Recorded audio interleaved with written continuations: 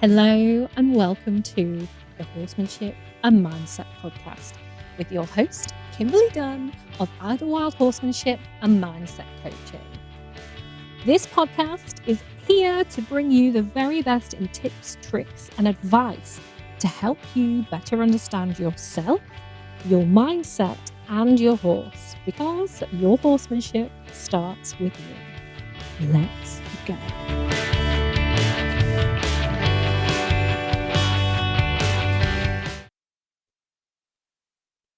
Hello, welcome to another episode of the Horsemanship and Mindset podcast. I'm delighted to have you here.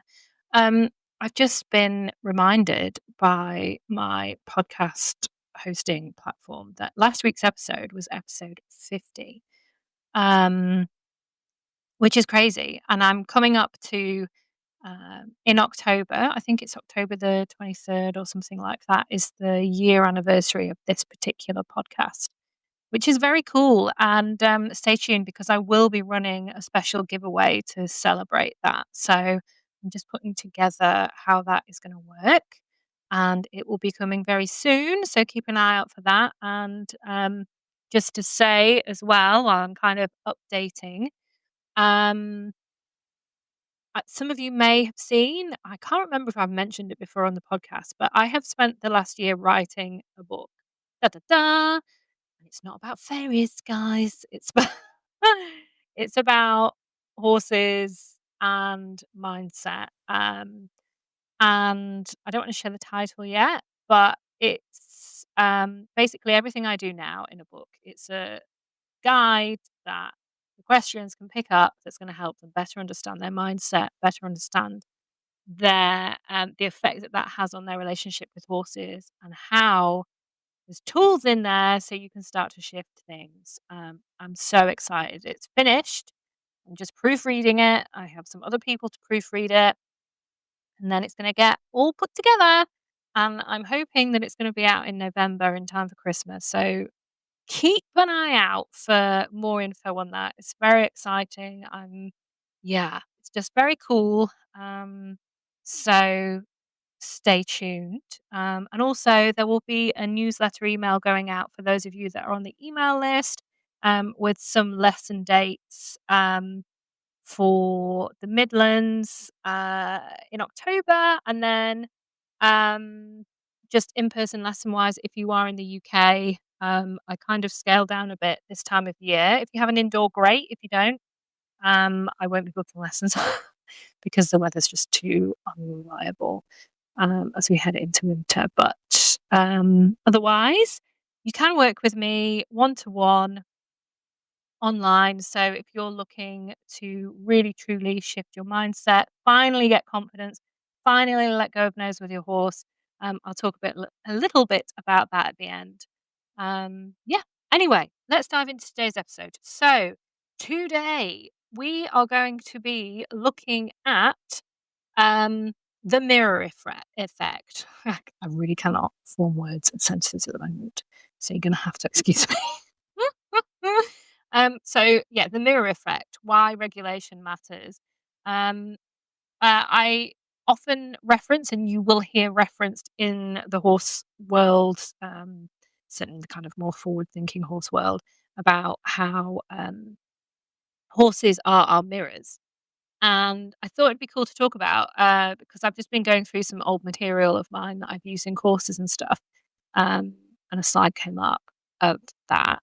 But also because recently, at a couple of clinics I've taught, I've found a bit of resistance to talking about, um, to when I talk about that, how it's received.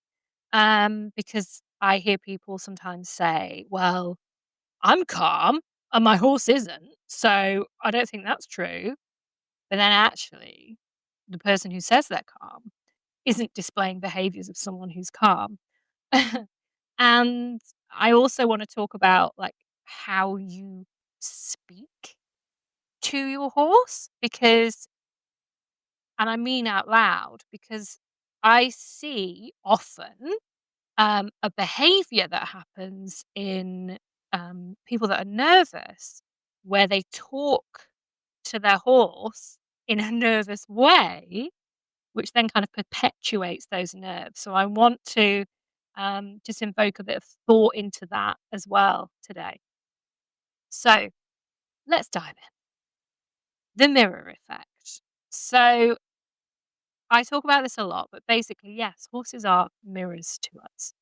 It's really, really important to understand that horses are so receptive to our energy. It is quite insane.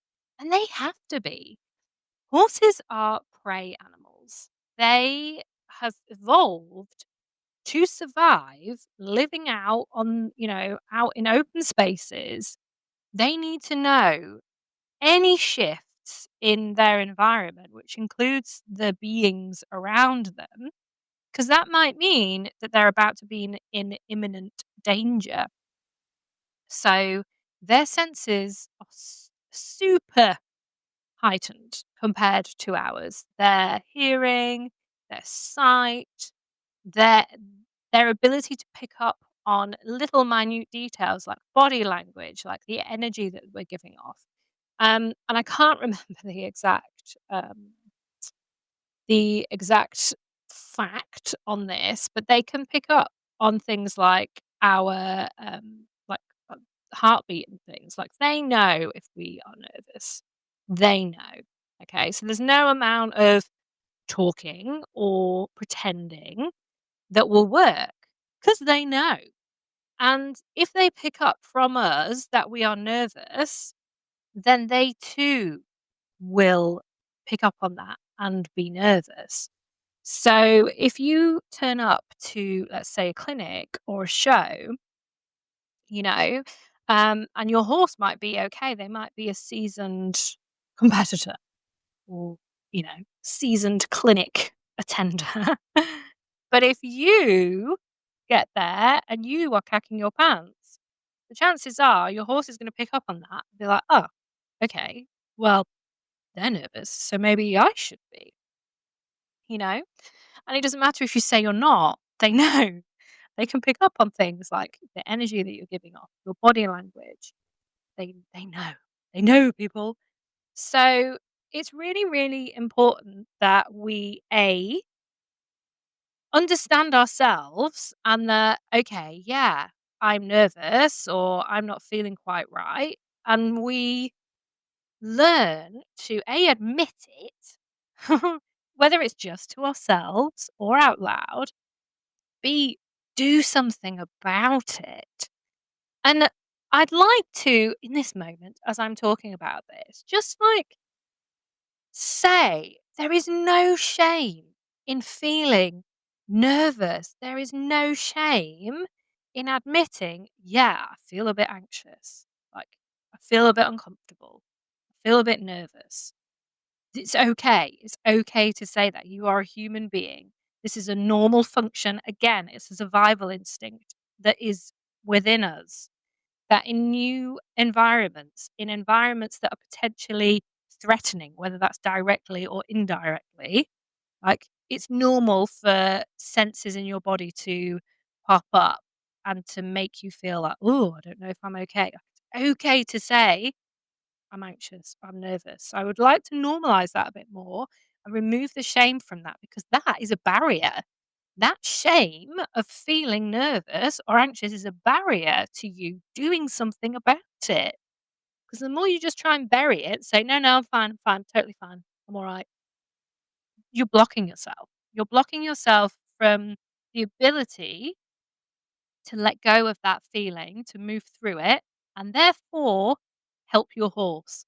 Be there for your horse, work together with your horse to make progress in whatever it is you're attempting or trying to do or working towards, but also the relationship that you have together because your horse cannot trust you. Your horse cannot trust in you if you don't trust in yourself, if you're not true to yourself. Oh, that was very profound, wasn't it? There we go. So take that. Um, so if you take anything away from this week's episode, take that in. Let go of that shame. It's okay to admit that, yeah, you don't feel okay in this moment. Because in doing that, you allow yourself to let go of it or move through it and then be there for your horse. Okay. So let's have a look at how we can work through this then. So, what you need to understand about yourself is that your nervous system is your horse's environment. Like I said, they need to understand their environment. They need to have awareness of their environment in order for them to feel safe. They need to feel safe in order to learn, in order to trust, in order to connect. So if your nervous system that's giving out all of this information to them is not regulated, is not calm, that can't happen. That connection, that trust, that progress, that understanding, that communication can't happen. Okay? Again, whether you admit it or not, they know. So, this dysregulation of yours can cause confusion or stress in your horse. Okay? Whereas regulation, when you can come from that space of calm, of clarity, to your horse, that represents safety, softness, and it puts you in a space where you're much better able to communicate with them, to be clear, to be consistent. Okay? A calm rider, a calm equestrian, a calm partner helps to create a calm horse. You set the tone before you even pick up those reins or that lead rope. Okay? And I'll just give an example of another clinic example. So I've taught a couple of clinics, and there's this one lady that's come to a few. She is so chilled out. She's so laid back. Like, she's just really lovely. So laid back, so not bothered, so easy. And yeah, she's great. And both times she's attended clinics, she's had young horses. So for one, she had a really young giant horse, and on another, she had a really young pony. Both clinics, and this always happens at clinics, everyone comes in on the first day in the first session, and all the horses are like, "What is going on?" And they're all a bit kind of, everything's heightened.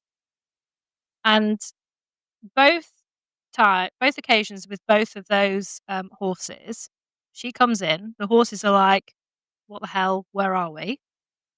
And then she's just stood there. She'll talk to me about the horse, da, da, da, da. And within about 2 to 3 minutes, the horse is settled, because she's settled, because she's relaxed, because she's just like, "Yeah, here I am.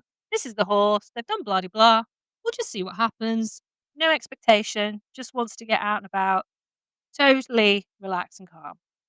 And that's the horses that she has. Like, you know, she's not Buck Brannaman. She's not Chris Cox or any of the, let's think of some females. She's not Mustang Maddie.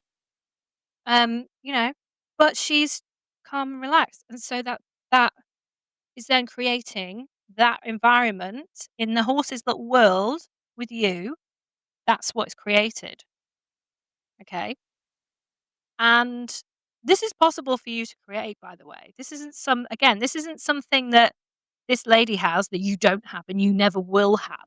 This is something that you can train into yourself. Some people are naturally just more laid back and relaxed. Good for them, hey? Good for them. But it is something you can train yourself into.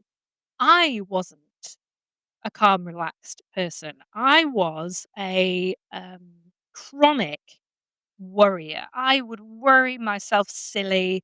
I would go through every single possible scenario. You wouldn't necessarily see that on the outside of me, but by God, on the inside, was I worrying and whittling about things. And now, not so much. Now I can turn up to new situations and not have thought the 10 million ways that it's going to go wrong, you know? You can train yourself, and obviously this is what I do. This is what I coach people through and do hypnotherapy with. But you can train yourself with this. It just takes a bit of time and to be in the know, which I'm going to give you that information in a minute. Um, so yeah, it really does. It really does make a difference. Um, and so, how can you help your horse? How can you influence them? So you've got to influence yourself first. You've got to think about you first. Put your own oxygen mask on, okay? Because if your horse is already like, "Wah!" If you're, "Wah!" You can't still be, "Wah!" and try and get your horse to not be that way. You have to help yourself first. So you gotta think about your thoughts, your feelings, your energy, and your cues, okay? Because the more neutral you have your baseline, the more effective your requests are, the more effective your communication is with your horse. If you can lead yourself, if you can, help yourself through things, then you can help your horse. If you can't help yourself, you can't help your horse. So, I hope that's kind of a helpful bit of an insight into that. So, let's look at how we can help ourselves. So, um, self-awareness is always really key here. So knowing, okay, yeah, I feel nervous. We don't have to take a deep dive into therapy and look at why do I feel nervous? We can just understand, okay, in this moment, I feel nervous. So, how can I help myself? How can I get out of my head and into my body for a minute to bring into myself more of a neutral baseline? Okay. So, there you can think, right, so let's do a bit of breath work. So, super easy that I teach all the time. 5 counts in, 5 counts out. Breathe in for 5, count to 5, breathe out for 5. Breathe in for 5, breathe out for 5. Do that for a few minutes. You can shake out your hands. You can do a little dance. You can hum. There's so many different ways you can help regulate yourself. I would highly recommend doing this when you're at home and you're relaxed and doing it often enough that it's really easy to pick up when you're not. Okay. Um, you can start changing your thoughts as well, which is really helpful because it's often our thoughts that send us into those feelings of doom. So start trying to switch up your language a little bit. Start asking yourself, what if? Okay. What if everything's going to be okay? What if it goes right rather than what if it goes wrong? Blah, blah, blah. Um, you can change. I always mess this up to I'm learning and getting clearer every ride. You can change this is scary to this is new and I can breathe through it. Okay. I'm rubbish at this. I'm learning at this. Those reframes are going to really help you to redirect the energy in your body so that you can stay calm and relaxed. Okay. But most importantly is that nervous system regulation. And now I just want to come back to thinking about how you're talking to your horse. Because this is a big one that I see happen and it's not always helpful. So while I will talk about, humming to help regulate your nervous system and singing to help regulate your nervous system, because basically what that does is so many things. It regulates your breathing, you actually talking, speaking, humming, all the rest of it helps to vibrate your vagus nerve, which is what runs your um, nervous system. So that helps to relax you in that way. And obviously, did I say breathing too? Um, and also recalling tunes or um, lyrics or whatever. Um, the that's my train of thought. Oh yeah. So while that all works, I just want you to think about how you're talking to your horse. Not everybody does this, but people do it, and this is why I'm talking about it. Sometimes I see in lessons or in clinics or when I'm out and about watching other people, when people are nervous, they talk at their horse, and it's in a very nervous manner. And if this is you, I'm lovingly calling you out with this and asking you to consider changing it because it doesn't always help. Okay. So sometimes I'll hear people that are basically nervous chatting. It's like, when you see a horse and they're nervous and they're eating, but they're nervous eating. So they're like snatching at the grass and they're just like, their eyes are wide and you can see, like, technically they should be relaxed because they're eating, but the manner in which they're eating, they're not relaxed. And it's like that for us when we're doing nervous talking. So it might be like, "Oh, you're such a silly horse. Oh, for goodness sake. Oh, come on then. Let's get on with it. Right. Come on, quick. No, don't look at that. Look at that. No, we don't need to look at that deer over there. No, that doesn't matter. There's a trout coming. Come on now. Don't be silly."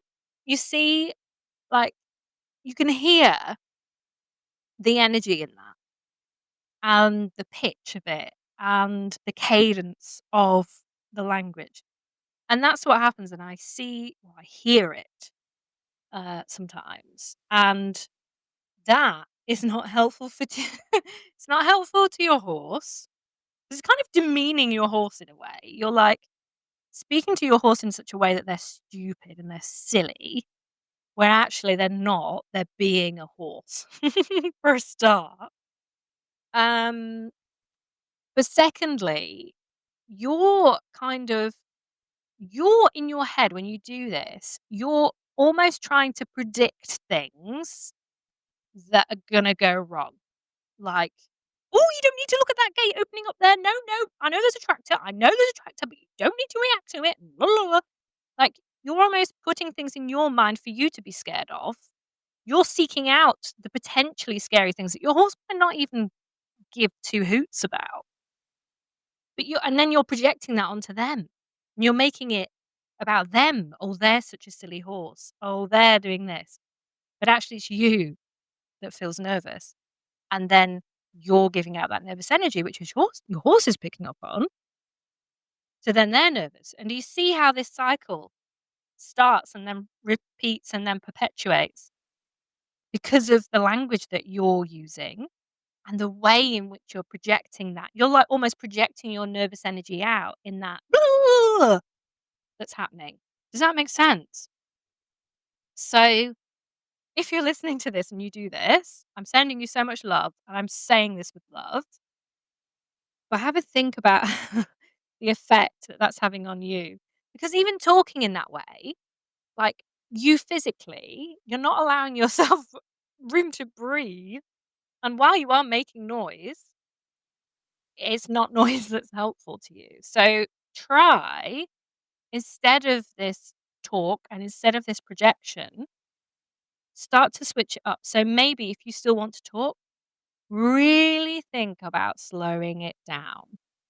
Really think about your pitch, your tone, and the cadence of the language that you are using. So you could be out with your horse, and yeah, okay, your horse notices something. Maybe, yes, you do feel nervous. Maybe there is a tractor off in the distance that potentially is going to be a problem. You don't need, if you talk to your horse in such a way where you're like, "Oh, look, there's a tractor, but you know what? We're gonna be okay." In that, you're giving yourself time as well to think through more positive things. So you can be like, "Look, Daisy, yeah, there's a tractor. But you know what, Daisy? We're gonna be okay. We're gonna take a breath. Let's take a breath now. I think we're gonna be okay. Let's do this. Let's try that." Instead of, "Oh, Daisy, look, there's a tractor, but you don't need to be away. You're gonna be okay. We're gonna be okay. Don't worry about it." You see the difference there, and your horse will notice the difference. But even in you, like, making yourself slow down, you're calming yourself down. You're slowing your breath. And actually, because you're slowing yourself down, your the pitch of your voice is changing, which is gonna be better in your vibration in your chest rather than this high pitched ness that's coming out. So give that a try. Or don't speak, just breathe. Don't speak at all, just breathe. But either way, if this is you and you are a panicked, I wonder if there's a good, like, phrase that we can use for this. If you're a, um, uh, I don't know, nothing's coming to mind. But if you're a panicky yabberer, there we go, panicky yabberer. If that's you, I'm sending you love and give it a change, see what happens. Because that's something that I see and hear a lot. Um, and yeah, I'd be interested to know if you make that change to that slow, we're gonna be okay, let's just breathe. Like, the difference in that, I'd love to know. But aside from that example there, yeah, horses are our mirrors. They are, whether we like it or not. And, like, I'll call myself out on this. So every now and then there would be a day where, I mean, I've talked about cycles in another podcast, but let's say it's my time of the month. I'm feeling it a little bit on edge, and the horse comes in from the field. A lot of the time When I had Snooks, he would come in and he's pretty chilled out. But every now and then, like once in a blue moon, he'd come in from the paddock and be an absolute like crackpot. And if I was okay, if I was like feeling level myself, then I would just do the bare minimum with him because there was never any point on those days. But if I too, if my energy was fraught, like when I first got him, I would have tried to work him through that when I didn't feel good and he didn't feel good. Disaster. And so I had the self-awareness now or more recently that, I would think, right, okay, what can I do to calm myself down? It's going to work with him. So how can we break the session down to work with both our energies and bring us both down? Sometimes as well, it's about like shifting. So if your horse is really struggling with something, going a bit off piste here, but if your horse is really struggling with something, looking at altering that and how can I break this down so I can stay relaxed and my horse can stay relaxed and we can have a good experience together. Um, so yeah, I mean, there's so much to this and I could yabber on about it for ages, but what's important here is self awareness, recognizing in ourselves when we are not okay, and doing something about it so that we can then help our horses, so that we can then effectively communicate. So, nervous system regulation is everything. Self awareness, nervous system regulation, and finding ways that we can get out of our head into our bodies, calm down, so we can open up those effective lines of communication that allows trust, that allows progress, that allows that relationship with your horse to bloom. Because without the self awareness, without the ability to shift your state, I believe, you can never truly be connected to your horse. So there we go. So that's a good note to end on, I guess. So I hope this week's episode was helpful. I hope that it's kind of pinpointed a few things, given maybe a different insight into the mirror effect that we have on our horses and how we can shift that. And if you would love to learn a bit more about that, if you would love to learn more tools, if you would love to experience the magic of hypnotherapy and mindset shifts and just leave behind the nerves and just have the tools to make those shifts at your fingertips, to educate yourself on your mind so that you can just like this stuff is life changing. It doesn't just change your relationship with your horse, it changes your whole life. And it's quite nuts in the way it works. And I just bloody love it. Then slide into my DMs on the socials or pop me an email at info@adwildhorsemanship.com. I'll drop it below. I do have some spots open now for recalibrate, which is my 4-week, 4-session package, where we go through any blocks that you have, we get rid of them, we put in new empowering beliefs, we work together using NLP, hypnotherapy, EFT, all the fancy stuff. I give you nervous system regulation tools, you get all kinds of stuff. We just totally shift everything. Oh my God, if you need a change, you need to do this. I love it so much. There's loads of testimonials on my Instagram. If you go to my highlights section, I've got client testimonials there. I'm pointing, like you can see my Instagram page that I can't even see, but you'll get it. Yeah, and I'd love to have you on board. So yeah, and if this episode was helpful, please subscribe to the podcast if you don't already. Drop a comment, share it on your stories, tag me in it. All of those things really help me to grow the podcast, to reach more people, help more equestrians, help more horses. And yeah, that's all for this week. Have a wonderful rest of your week, and I'll see y'all in the next one.